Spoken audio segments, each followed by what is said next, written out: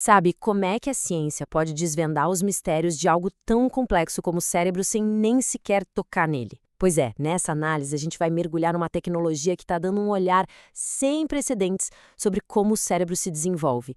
E com isso, talvez entender condições tão complexas como o autismo. Pensa só nisso. Por séculos, o cérebro humano em desenvolvimento foi uma verdadeira caixa preta. Todos os seus segredos mais importantes trancados a 7 chaves. Mas, e se a gente finalmente tivesse encontrado a chave para abrir essa caixa? Ok, vamos lá. A grande questão é que muitos transtornos, como o autismo, parecem ter origem lá atrás, durante o desenvolvimento do feto. E essa é uma fase que até pouquíssimo tempo atrás era praticamente impossível de observar. Um verdadeiro desafio científico. Só que isso mudou. E é aqui que a história fica fascinante.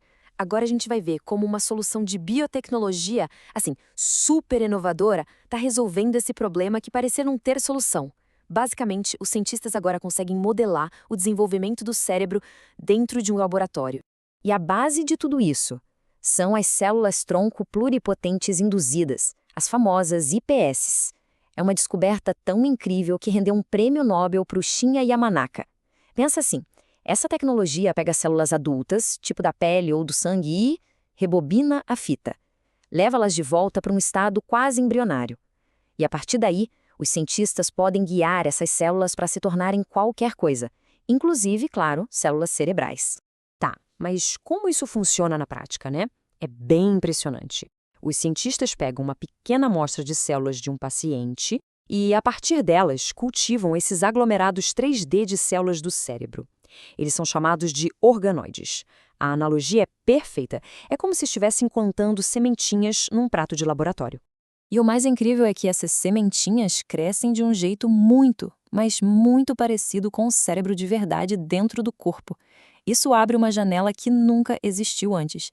É a chance de observar em tempo real aquilo que sempre foi impossível de ver.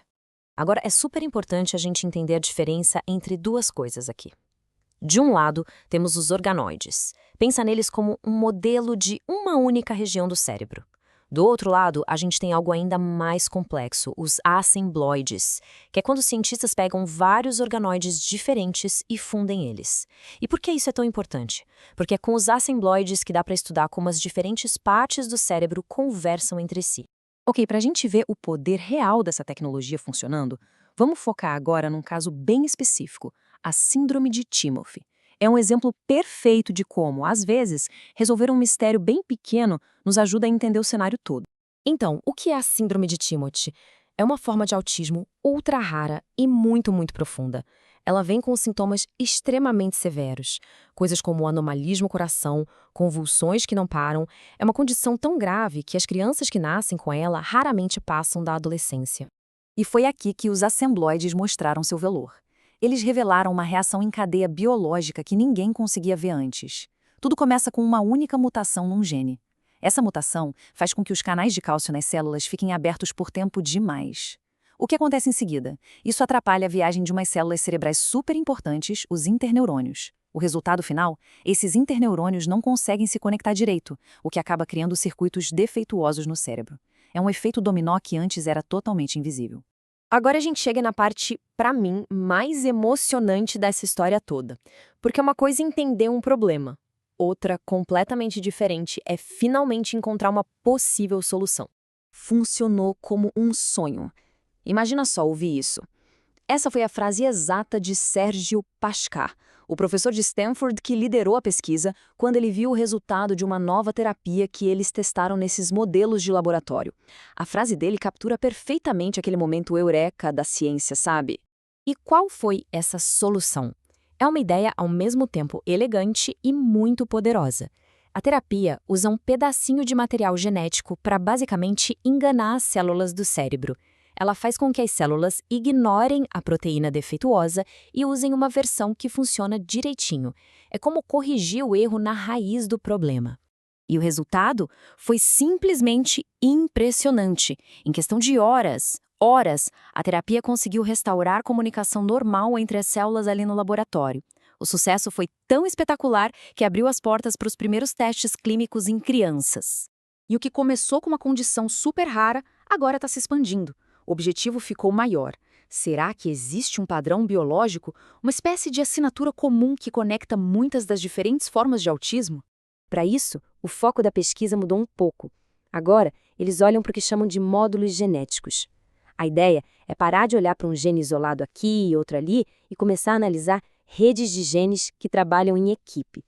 E eles já encontraram uma dessas equipes, um módulo específico que parece estar trabalhando em ritmo acelerado bem no comecinho do desenvolvimento do cérebro autista.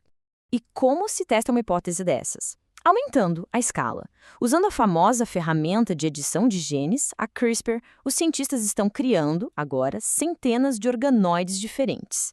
O objetivo é descobrir se esse tal módulo genético é um ponto em comum, um ponto de convergência para várias formas de autismo. Seria como encontrar a pedra de Roseta para decifrar os transtornos neuropsiquiátricos.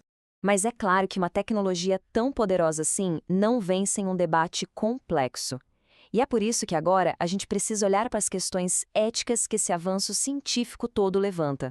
E o debate é basicamente este. De um lado, existe a visão do autismo como uma identidade, uma maneira diferente de ser, de processar o mundo, que não precisa ser consertada. E do outro lado, existe o objetivo médico, que é focado em tratar deficiências graves, sintomas que muitas vezes limitam severamente a vida da pessoa.